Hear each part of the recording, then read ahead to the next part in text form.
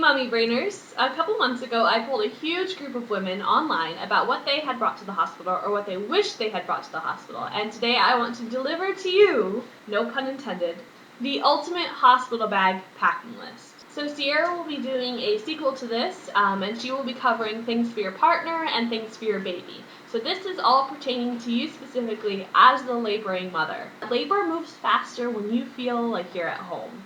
So one thing that is a really good idea to bring is your own pajamas, your own outfit to labor in. Something that makes you feel comfortable, but you also don't mind getting dirty. On top of that, they all suggested bringing a bathrobe and either slippers or grippy socks. Another good idea is to bring yoga pants because postpartum, the kind of stretchy supportiveness, they're kind of like stretchy and loose at the same time. The yoga pants are pretty much heaven. Bringing flip-flops for the shower or for quick walks down the hall is a really good idea. You might also want to consider bringing shoes that are a couple sizes too big because a lot of the times this isn't thought about, but you actually swell a lot after you've given birth.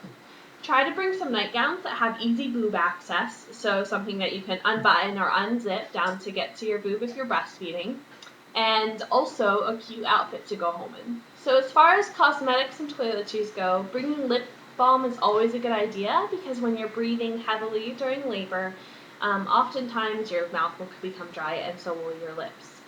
So lip balm is really important.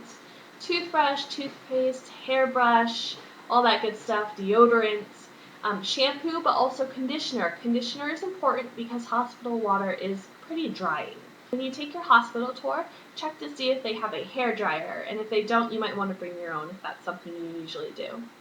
You might want to bring your own fluffy towel because sometimes the hospital ones are just too skimpy and a little bit too dry and a little bit too rough to be comfortable.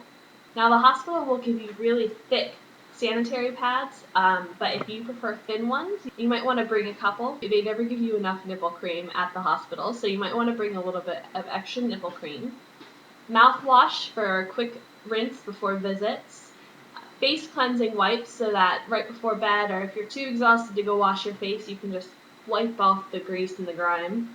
And moisturizing lotion because once again, hospital water is pretty drying. There are some comfort measures that you can bring both for during labor and after labor. Your own pillow and blanket will once again bring that very homey feel to you. Try to make sure the pillowcase you bring is brightly colored or different than what you have noticed the hospital pillows will be. So try to stay away from white or solid colors. You might also want to bring an extra pillowcase because during labor sometimes it's a bit sweaty and things happen. Massage oils with scents that you already know you like is going to be really nice to bring. Even if you're going to have a doula, it might be nice to bring your own just in case you have something specifically that you want to use. A heating pad, this can be a rice pad or it can be an electric one. Check with your hospital and see what they allow, but a heating pad can be really wonderful.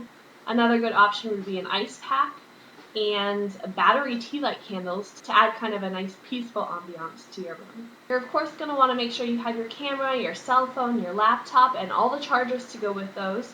You might also want to bring a CD player and CDs or your phone with your music app and headphones or a Bluetooth speaker to go with those. And you're definitely going to want to remember, and I wish I had thought about this, but you're going to want an extra bag for the stuff that the hospital sends you home with. They send you home with a lot of stuff. As far as entertainment goes, you might also want to bring a card game or two and some DVDs for if you're in early labor or if you end up with an epidural and have a lot of free time on your hands. Along those lines, an easy reading magazine or an easy book to read might also be a good idea. So as far as food and snacks go, you're going to want to bring them because I noticed a lot of these women weren't happy with the hospital snacks available. So bring your snacks, bring your food, bring beverages if you'd like. A really good idea is gum and mint. When you're in labor, smells are a big deal, so even your own smells. A nice idea would be to bring a cooler with some ice packs in it, both for yourself, for your food, and also for any express milk you might have. If you want to bring your own pump, then you can, but your hospital will probably provide you with one.